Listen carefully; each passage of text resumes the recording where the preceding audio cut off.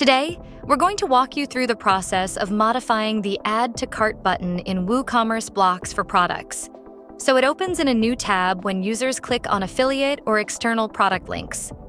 This modification is essential for preventing potential customers from being navigated away from your site when interacting with external products.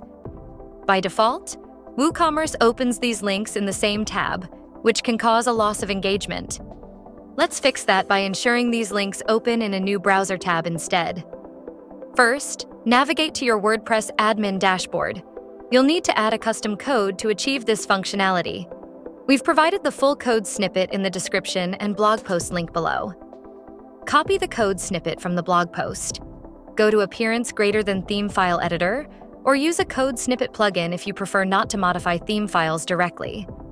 Paste the code into your theme's functions.php file or into the code snippet plugin editor. Save your changes or activate the snippet. This is the default shop page and the products in it. I have created a page, Top Collections, for which I have used the WooCommerce Product Collections blocks and selected some collections out of it. If we click on any external or affiliate product links, the code prevents the default action and opens the affiliate product link in a new browser tab. But if you click on any other product which is not an external product, it will open the link in the same tab. Note that this feature works only if you are using the WooCommerce product blocks in your site.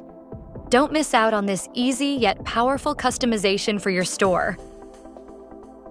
Like, comment, and subscribe for more WooCommerce tips and tutorials. Thanks for watching, and happy selling!